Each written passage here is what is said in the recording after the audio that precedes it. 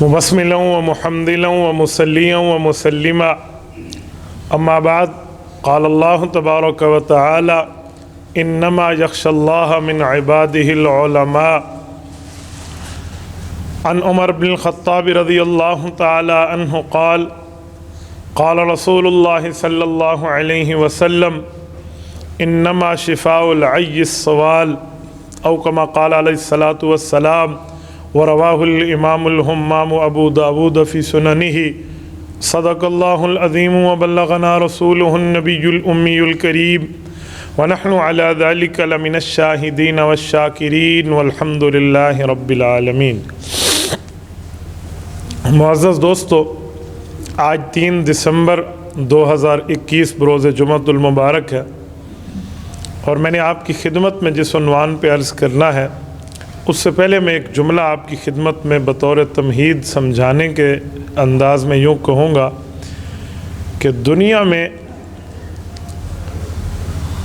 इल्म मिलता है कसब से और अंबियाए कराम को इल्म मिलता है अता से। अता का मतलब अल्लाह पाक इन्हें ख़ुद देते हैं और फिर वो आगे वहाँ से उम्मत में तकसीम करते हैं। तो आता अल्लाह रब्बुल इज़्ज़त की ये अंबियाए कराम पर है, तो वहाँ से रब्ब करीम उसको तकसीम बंदों के ज़रिए कराए देते हैं। दुनिया में बहुत से हज़रात ऐसे गुज़रे हैं जिनको रहती दुनिया तक याद किया जाता है। उनमें हकीमुल उम्मत मुजद्दिदुल मिल्लत हज़रत मौलाना अशरफ अली थानवी रहमतुल्लाह ताला अलैह का नाम बहुत बड़ा है। मैंने इसी तर्ज पे आपकी खिदमत में इनके मुताल्लिक़ चंद बातें गोश गुजार करनी है। हकीमुल उम्मत मौलाना अशरफ अली थानवी रहमतुल्लाह ताला अलैह को 82 साल की उम्र मिली है। 5 साल के थे कि वालदा का साया इनके सर से उठ गया। इनके वालिद मौलाना शेख अब्दुल हक हैं। इन्होंने इनकी परवरिश ऐसे की कि इनको अपनी अम्मी की कमी महसूस नहीं होने दी और इनकी औरतों में तरबियत इनकी बड़ी चाची जो ताई साहिबा थी उनके पास हुई। मौलाना थानवी रहमतुल्लाह अलैह की कौमियत देखें तो हज़रत उमर रज़ी अल्लाह तआला अन्हु की औलाद है। मौलाना अशरफ अली थानवी नस्बन फ़ारूकी हैं। मुजद्दिद अल-फ़सानी रहमतुल्लाह अलैह भी नस्बन फ़ारूकी हैं और ये उसी सिलसिले से हज़रत उमर रज़ी अल्लाह तआला अन्हु तक इनका सिलसिला पहुँचता है। हज़रत मौलाना को रब्ब करीम ने ये बचपन से ही अच्छी आदात का खूगर बनाया था। इनके बारे में इनकी सवाने हयात में लिखा है कि अभी उम्र 12 साल शुरू हुई थी, उस वक़्त से वफ़ात तक बीमारी के अलावा कभी तहज्जुद क़ज़ा नहीं हुई। इनको इनकी ताई कहती बचपन में कि बेटा इस उम्र में तो नमाज बमुश्किल फ़र्ज़ होती है और आप तहज्जुद की पाबंदी करते हैं। तो ये अम्मी कहती कि अम्मा जान बस अल्लाह रब्बुल इज़्ज़त मेरी आँख खोल देते हैं तो मेरा उस वक़्त तक आराम पूरा नहीं होता जब तक मैं कोई 2 रकात अल्लाह के लिए पढ़ न लूँ। यानी बचपन से रब्बे करीम का एक करम रहा। जब दारुल उलूम देवबंद दाखिल होने के लिए आए हैं, इनकी पैदाइश 1863 की है। 1857 की जंग आज़ादी के तकरीबन 6 साल बाद जब दारुल उलूम देवबंद में दाखिल होने के लिए आए तो इनको जो असातिज़ा मिले हैं वो इस धरती में बर्रे सग़ीर के बहुत बड़े नामी ग्रामी शख्सियत, मसलन हज़रत शेखुल हिंद मौलाना महमूद हसन रहमहुल्लाह इनकी तरबियत में रहे और इसी तरह बाकी हज़रात, हज़रत मौलाना याकूब नानोतवी रहमतुल्लाह अलैह का बहुत बड़ा नाम है, मौलाना सैयद अहमद हसन है, ये अपने दौर के एक इल्मी आसमान है, इनसे इनकी तरबियत हुई। एक मरतबा हज़रत मौलाना रशीद अहमद गंगोही रहमहुल्लाह जो हज़रत शेखुल हिंद के भी उस्ताद हैं, यानी हज़रत थानवी रहमतुल्लाह के दादा उस्ताद हैं, वो तशरीफ़ लाए दारुल उलूम में। तो इनके उस्ताद हज़रत मौलाना शेखुल हिंद ने मौलाना रशीद अहमद गंगोही को अर्ज़ किया कि हज़रत उस्ताद मोहतरम ये बच्चा जो है ना इसको हम सबक दें और कुछ टाइम बाद सुने तो ये ऐसे सुनाते हैं जैसे इसने बरसों पहले से रट्टा लगा के याद किया हुआ हो।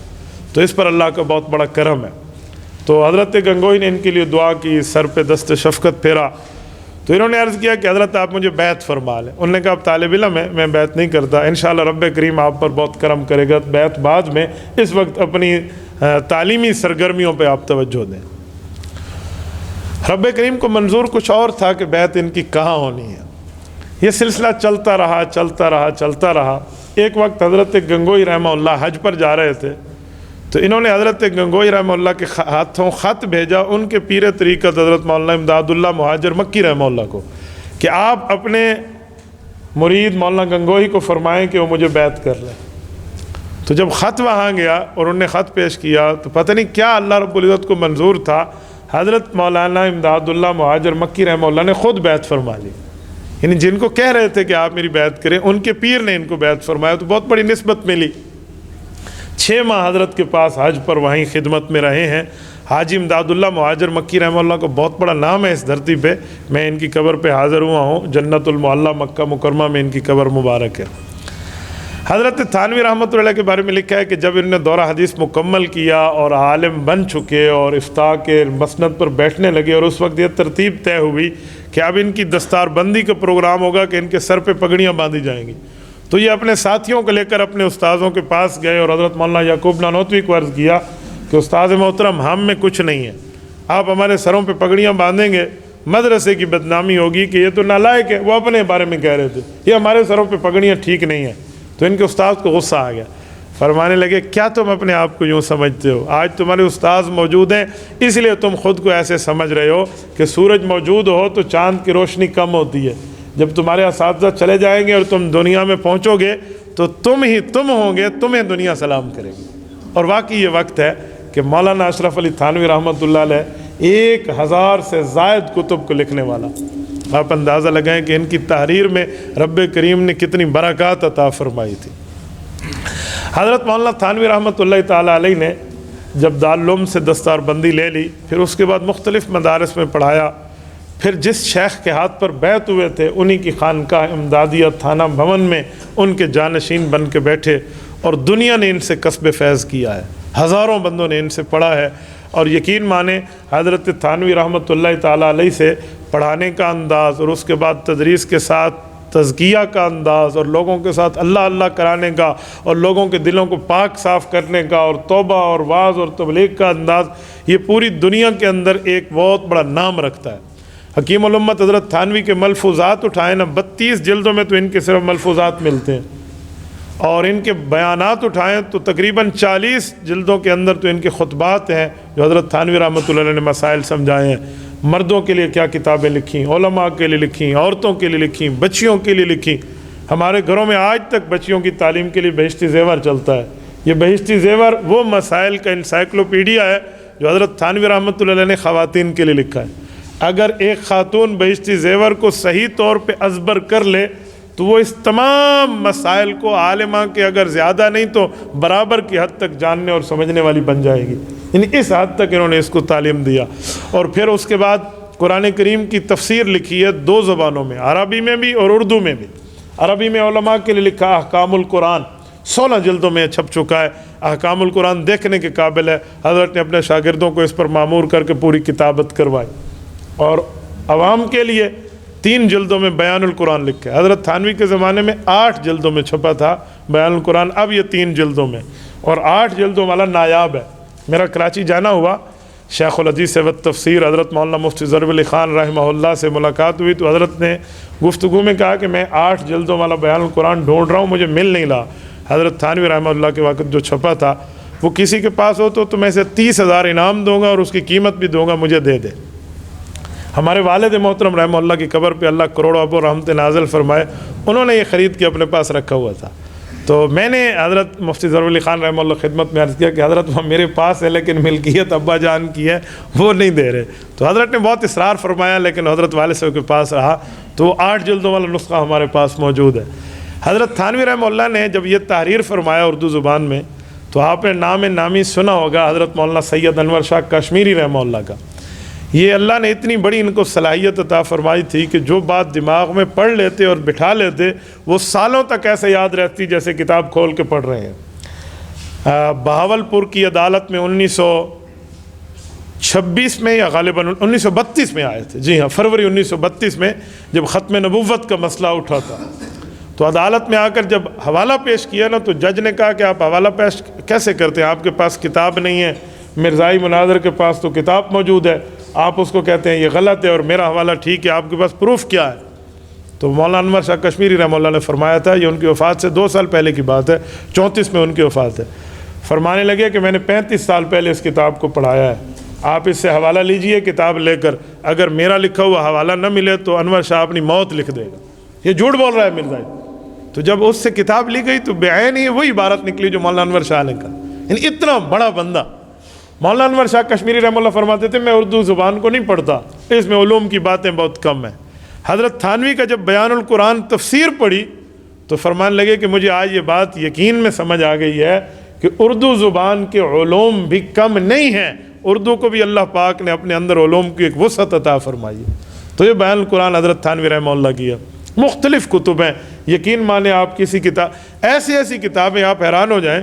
ایک کتاب کا نام ہے اغلاط العوام، وہ مسئلے لکھے ہیں جو عوام میں غلط مشہور ہیں، ان مسائل کو تحریر کیا ہے باقاعدہ، کہ جو غلط مسئلے مشہور ہیں، مثلا مغرب کے بعد جھاڑو نہ دو، جس گھر میں مغرب کے بعد جھاڑو آ گیا ان کے گھروں پر جھاڑو آ گیا، اس طرح کی غلط باتیں دنیا میں مشہور ہیں۔ حاجی بھائی یہ کر دیں، اور اس میں ایک غلط مسئلہ یہ ہے کہ جمعہ کے خطبے میں لوگ بیٹھتے ہیں، پہلے خطبے میں یوں ہاتھ باندھ کے، دوسرے خطبے میں ہاتھ اتحیات کی طرح رکھ کے، یہ عوام میں اس طرح کے غلط مسائل مشہور، تقریباً کوئی 800 کے لگ بھگ جو عوام میں غلط مسائل مشہور تھے، وہ باقاعدہ غلط مسئلوں کے نام سے ایک کتاب لکھ دی ہے، یعنی عوام کی اس طرح اصلاح کی، اور ایسے پیار سے سمجھاتے تھے کہ بڑا آدمی، چھوٹا آدمی، عالم، غیر عالم سب سمجھ جاتے۔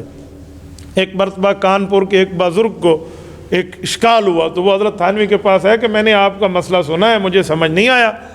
وہ نے اپنی رانگڑی زبان میں ان کو کہا نا کہ تو کیسا مولوی ہوئے، تو ہمیں نہ سمجھ، یعنی اس طرح نا غصے سے۔ تو حضرت تھانوی نے بڑے پیار سے بیٹھ کر بزرگوں آپ کا سوال کیا ہے، ذرا آرام سے کریں۔ انہوں نے کہا جی سوال یہ ہے، تو انہوں نے کہا ہماری بستی میں جمعہ نہیں ہوتا۔ کیوں نہیں ہوتا؟ ہم جمعے والے بستی والے مسلمان نہیں ہیں، حالانکہ بستیوں میں جمعہ نہیں ہے، جہاں فیسیلیٹیڈ بستیاں نہ ہوں تو پورے مسائل ہیں۔ تو حضرت تھانوی نے سوچا اس بوڑھے بابے کو میں کیا سمجھاؤں، اسے اب مسئلے سمجھاؤں تو اس کے دماغ میں نہیں آئے گی۔ تو کہا بستی والے مسلمان ہیں لیکن وہاں جمعہ، اچھا چلو یہ بتاؤ کبھی ہندوستان سے باہر بھی گئے ہو؟ انہوں نے کہا میں نے 2 بار حج کیا ہے۔ کہا پھر مسئلہ حل ہو گیا۔ کہاں حج پہ گئے تھے؟ کہا جی مکہ مکرمہ گیا، پھر مدینہ طیبہ حضور کی خدمت میں حاضری دی۔ تو کہا حج یہاں کانپور میں کر لیتے، مکہ مکرمہ کیوں گئے؟ انہوں نے کہا حضرت یہاں حج کی شرطیں پوری نہیں ہیں۔ کہا ہماری شریعت بتاتی ہے دیہات میں جمعہ کی شرطیں پوری نہیں ہیں۔ کہا اچھا وہ جو مسئلہ سمجھ آ گیا، یعنی اس طرح پیار کے انداز میں حضرت سمجھاتے۔ اور میں ایک بات مزید آپ کی خدمت میں کہوں، ہمارے بانی پاکستان قائد اعظم محمد علی جناح کا حضرت تھانوی سے بڑا قرب، بڑا پیار، بڑا تعلق، بڑی شفقتیں اور دعائیں کو حصول کا معاملہ رہا ہے۔ حضرت تھانوی رحمۃ اللہ علیہ کو جھانسی کے الیکشن میں، جب قائد اعظم کی مسلم لیگ الیکشن لڑ رہی تھی جھانسی میں، تو قائد اعظم نے انہی کے پاس خط لکھ کر ان سے تعاون کی درخواست کی تھی۔ تو حضرت تھانوی رحمہ اللہ نے اس وقت 2 قومی نظریہ پر کتاب لکھی تھی، جو بعد میں ہمارا ایک ملکی بیانیہ بنا ہے۔ 2 قومی نظریہ کا مطلب ہے کہ ہندو کا ایک اپنا کانسیپٹ ہے اور مسلمان کا اپنا تصور ہے۔ تو مسلمانوں کے ہاں جو غذا ہے گائے، وہ ہندو کا خدا ہے، تو یہ ایک چیز نہیں ہو سکتے۔ تو اسی بات کو لے کر ملک پاکستان کے 2 قومی نظریے کا ایک نعرہ بنا ہے، اس میں حضرت تھانوی رحمہ اللہ شامل ہے۔ قائد اعظم محمد علی جناح نے ان کو کہا تھا کہ آپ اپنے جیسا تو نہیں، چلو اپنے شاگردوں میں کوئی تگڑا بندہ 1-2 آدمی میرے ساتھ کر دے جو میری دینی رہنمائی کریں، اور پھر اگر ملک پاکستان ہم نے حاصل کر لیا تو اس میں ہم چاہیں گے کہ ہم اسلامی نظام نافذ کریں، تو آپ اس کے بارے میں ہماری کوئی رہنمائی فرمائیں۔ تو قائد اعظم اردو کم اور انگلش زیادہ بولتے اور سمجھتے تھے، ان کی زبان اکثر انگلش تھی۔ تو مولانا محمد علی جوہر رحمہ اللہ نے علامہ شبلی نعمانی کی کتاب الفاروق، جس میں حضرت عمر رضی اللہ عنہ کے پورے لاز کے پوری باتیں لکھی ہیں کہ لا کس طرح نافذ کرنا چاہیے قانون اسلامی، اس کا انگلش ترجمہ کر کے قائد اعظم کو دیا تھا۔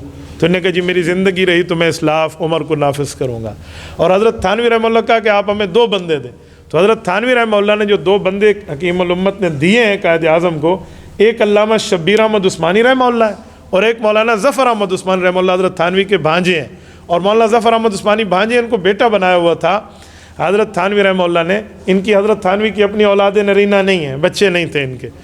تو مولانا ظفر احمد عثمانی اور قائد اعظم محمد علی جناح کے ساتھ علامہ ظفر احمد عثمانی اور مولانا شبیر احمد ایسے ساتھ رہے ہیں کہ یہ بانیان پاکستان میں ان کا نام ہے۔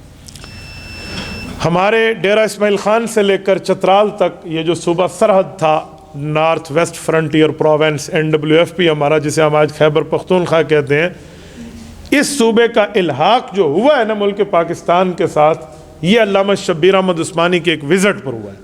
انہوں نے یہاں سے لے کر آخر تک چترال کی فلک بوش چوٹیوں تک جو ہے نا وہاں پر دورہ کیا اور اس کو پاکستان کا حصہ بنوایا. اور علامہ ظفر احمد عثمانی نے مغربی پاکستان، مشرقی پاکستان، اس طرح کے علاقوں میں ساتھ دیا.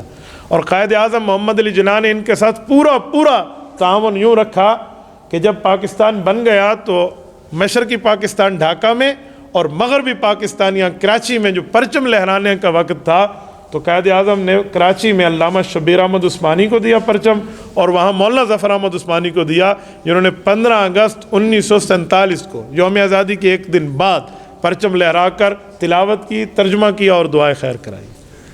اور قائد اعظم نے وفات کے وقت یہ وصیت کی تھی. ان کے عدنان جو اے ڈی کانگ تھے، اے ڈی سی، وہ کہتے تھے کہ قائد اعظم نے مجھے کہا کہ جب وہ کوئٹہ میں تھے زیارت میں، وہاں جو ہماری قائد ریزیڈنسی ہے وہاں سے کال کرائی لینڈ فون کے ذریعے کہ علامہ شبیر عثمانی کو کہ ان دنوں میں کراچی میں رہیں، سفر میں نہ جائیں. ہو سکتا ہے میں دنیا سے رخصت ہو جاؤں تو میرے لیے جنازے کی دعائے مغفرت انہوں نے کرنی. تو جنازے انہوں نے پڑھایا.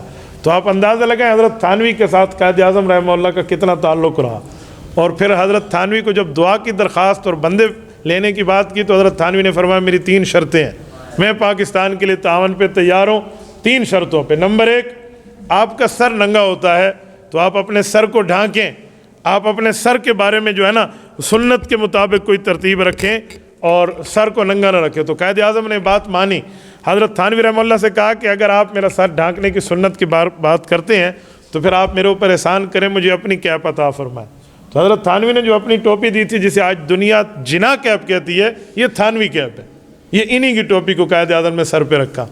اور پھر حضرت تھانوی نے دوسری شرط لگائی کہ یہ 3 پیس چھوڑیں، شیروانی پہنیں. تو وہ پینٹ شرٹ کو اچھا نہیں سمجھ کے دعا کر رہے تھے نا، تو قومی لباس بھی یہ شیروانی بنایا ہے. قائد اعظم نے بات اتنی مانی اور خود بھی آخری دنوں میں دیکھے نا انہوں نے شیروانی پہنی ہے. اور تیسری شرط کہی کہ رسالت مآب صلی اللہ علیہ وسلم مفتوحہ علاقوں میں اپنے ہاتھ میں عصا رکھتے تھے. یہ دکھائیں جو آج ہم جمعہ میں اپنے ہاتھ میں یہ عصا پکڑتے ہیں نا، یہ خطبہ، یہ مفتوحہ علاقوں میں، فتح شدہ ایریا میں رسالت مآب علیہ السلام کے ہاتھ میں بعض اوقات عصا ہوتا، بعض اوقات تلوار ہوتی. تو یہ عصا رکھنا یہ سنت ہے. تو آج تک اسے جمعہ کے خطبے میں رکھا جاتا ہے. تو انہوں نے عصا کا، قائد اعظم کہا کہ آپ اپنے ہاتھ میں ایک اسٹک اور ایک لاٹھی رکھیے. تو یہ بھی اپنی لاٹھی بھجوا دی. جو آپ آخری قائد اعظم کے پکچرز میں دیکھیں نا، جو ان کے ہاتھ میں یہ ہے نا عصا، یہ حضرت تھانوی رحمہ اللہ کا دیا ہوا ہے. تو اس شرطوں پر انہوں نے دعا کی ہے اور پھر آج پاکستان کا آپ کے سامنے ہے. لیکن 1943 میں ابھی زندگی کی 82 بہاریں دیکھی تھی کہ حضرت تھانوی رحمہ اللہ کا انتقال ہوا ہے. وہ ملک پاکستان کو اپنی آنکھوں سے نہ دیکھ سکے، لیکن ان کی دعائیں ہیں کہ آج ہمیں سلطنت خداداد اللہ رب العزت نے عطا فرمائی ہے. اور حکیم الامت حضرت تھانوی رحمہ اللہ کے کارناموں میں 1-2 باتیں کر لیتا ہوں اس پر. امام اعظم ابو حنیفہ رحمہ اللہ نے جتنے مسائل صحابہ کرام سے پڑھ کے امت کے لیے لکھے ہیں، نماز کے اتنے مسائل، روزے کے اتنے مسائل، حج کے اتنے مسائل، زکوٰۃ کے اتنے مسائل، اذان کے، غمی خوش، تمام ترتیبوں میں جو مسائل ہیں، لاکھوں میں مسائل بنتے ہیں شریعت میں. ہر مسئلے پر حدیث کو جمع کیا حضرت تھانوی رحمۃ اللہ علیہ نے، اور اپنے شاگرد مولانا ظفر احمد عثمانی کو کہا کہ آپ اس کے لیے حدیثیں اور آیتیں جمع کریں تاکہ جو مسائل امام ابو حنیفہ نے صحابہ سے پڑھے ہیں، ان کے سامنے تو حدیث بھی تھی، آیت بھی تھی، وہ مسئلہ بتا دیتے. بعض مسائل ایسے لکھے ہوئے ہیں ان کی دلیلیں قرآن حدیث میں ہیں، وہ مسئلوں کے ساتھ لکھ دو. آج 32 جلدوں میں اعلاء السنن موجود ہے. یہ پوری دنیا اسلام میں احناف کا وہ انسائکلوپیڈیا ہے جو ہر مسئلے پر یا آیت موجود ہے یا پیغمبر کی حدیث یا صحابہ کرام کا فتویٰ موجود. تقریباً کوئی فقہ حنفی کے 12,90,000 مسائل بنتے ہیں. یعنی صرف نماز کے اللہ اکبر سے لے کر سلام تک 70,000 مسائل ہیں، ان پر پوری ترتیب سے لکھ دیا ہے. یہ حضرت تھانوی رحمۃ اللہ تعالیٰ علیہ کا کارنامہ ہے. یہ کرم کرا. پھر اس کے بعد حضرت تھانوی پر الزامات لوگوں نے لگائے. ایک مولوی صاحب نے جا کر ہندوستان سے اٹھا اور سعودیہ میں جا کر فتویٰ ڈال دیا کہ جی یہ اس طرح غلط کہتے ہیں، اور وہاں سے ان سے فتویٰ لیا چوری میں اور اس کو چھاپ دیا حسام الحرمین کے نام سے. حضرت تھانوی رحمہ اللہ پہ الزام لگایا کہ یہ رسول اللہ کے منکر ہیں، اس طرح. جب وہ فتویٰ ہندوستان آیا تو ان حضرات نے ان کو خط لکھا سعودیہ کے حضرات کو. انہوں نے کہا جی ہم سے تو اس طرح کی باتیں پوچھی گئیں، ہم تو بندوں کو نہیں جانتے، ہم نے تو مسئلے کا جواب دیا ہے. تو یہ آپ پہ اگر غلط کسی نے فتویٰ اپلائی کیا تو آپ سوالات کے ہمیں جوابات دیں. انہوں نے 26 سوال لکھے، دارالعلوم دیوبند سے ان حضرات نے جواب دیے، انہوں نے دوبارہ اسلام کی تصدیق کی کہ جن لوگوں نے کفر کا فتویٰ ان کے خلاف لیا وہ غلط لیا ہے۔ المہند اور المفند کے نام سے آج وہ فتویٰ موجود ہے۔ اچھا، وہی مولوی صاحب جن نے ان کے خلاف فتویٰ لیا تھا حسد کی بنیاد پہ، ایک مرتبہ تھانہ بھون کے ریلوے اسٹیشن پہ ان سے ملاقات ہو گئی، تو حضرت تھانوی رحمہ اللہ کی انہوں نے دیکھی شکل، پگڑی، داڑھی مبارک بڑی وجاہت تقوی والی، تو مولوی صاحب دوڑتے ہوئے آئے اور ان سے مصافحہ کیا، دعا کی درخواست کی۔ حضرت تھانوی رحمہ اللہ چلے گئے تو لوگوں نے مولوی صاحب سے کہا اسے جانتے ہو؟ انہوں نے کہا نہیں، وہ تو بزرگ آدمی تھے، میں نے ان سے مصافحہ کیا، برکت ہوگی۔ کہا یہی وہ مولوی اشرف علی ہے جس کے خلاف تم نے ایسے ایسے کام کیا۔ یعنی حسد نے ایسے اندھا کر دیا کہ آنکھوں دیکھے بھی بندے کو نظر نہ آئے، تو جس کا اپنا حال یہ ہو وہ دوسروں کے بارے میں کیا کہے گا۔ تو مولانا تھانوی رحمۃ اللہ علیہ کو رب کریم نے اس طرح ایک اعزاز اور ایک مرتبہ اور ایک معاملہ عطا فرمایا تھا۔ حضرت تھانوی رحمۃ اللہ علیہ کا انتقال ہوا اور مولانا ظفر احمد عثمانی رحمہ اللہ ان کے بھانجے نے ان کا جنازہ پڑھایا، اور حضرت تھانوی رحمۃ اللہ علیہ کے ان دو ساتھیوں نے قائد اعظم سے ایسی وفا کی ہے ملک پاکستان کے حصول میں کہ آج علامہ شبیر احمد عثمانی بھی اور مولانا ظفر احمد عثمانی ان دونوں کی قبر ملک پاکستان میں موجود ہے۔ آپ کراچی میں جائیے، سخی حسن کے قبرستان میں علامہ ظفر احمد عثمانی کی قبر موجود ہے۔ ٹنڈو اللہ یار سندھ میں ان کا مدرسہ ہے، میں وہاں گیا ہوں، وہاں وہ تپائی موجود ہے جو حکیم الامت حضرت تھانوی رحمہ اللہ جس پہ درس دیتے تھے۔ میں نے اس تپائی پر بیٹھ کر چند جملے درس کے کہے ہیں تاکہ اکابر سے ایک نسبت برکت کی جڑ جائے، وہ آج تک وہاں موجود ہے ٹنڈو اللہ یار سندھ کے اندر۔ اور مولانا ظفر احمد عثمانی کی قبر بھی اس طرح، علامہ شبیر احمد عثمانی کی قبر آپ اسلامیہ کالج کراچی دیکھیے، قائد اعظم کی قبر کے بالکل ساتھ آپ گئے ہوں گے، تو وہاں حضرت مولانا غالباً سید سلمان ندوی کی قبر اور ان دونوں کی قبر، وہاں میں بھی حاضر ہوا ہوں، وہاں ان کی قبر موجود ہے۔ یعنی اس طرح ان لوگوں نے کیا۔ بس قسمت کہ آج ملک میں ہمارا اسلامی آئین کی شکیں تو موجود ہیں لیکن اسلام نافذ نہ ہو سکا، وہ بدقسمتی سے آج ہم اسی ڈگر پہ چلتے ہوئے آ رہے ہیں۔ تو قائد اعظم کو جو نظریہ تھا وہ لا آف عمر کے نافذ کرنے کا تھا۔ ہمارے جو بانیان پاکستان لوگ تھے ہم ان کی نیتوں پہ شک نہیں کرتے، علامہ شبیر احمد عثمانی ہو گئے، بڑے بڑے حضرات، تو ان حضرات نے بہت بڑا کام تو کیا ہے، لیکن علامہ شبیر احمد عثمانی کا انتقال بھی 1949 میں ہے۔ اچھا، پھر اس کے بعد قائد اعظم کا انتقال 1948 میں ہے۔ اس طرح باقی اکابر دنیا سے چلتے گئے اور ہم سفید انگریز کی غلامی سے نکل کے کالے انگریز کی غلامی میں آ گئے ہیں۔ میں ان بزرگوں کے واسطے سے دعا کرتا ہوں رب کریم ہمارے ملک کو اسلامی پاکستان بنائے، قرآنی پاکستان بنائے، شریعت اسلامیہ کا نفاذ فرمائے۔ اقول قولی ھذا واستغفر اللہ وآخر دعوانا ان الحمد للہ رب العالمین۔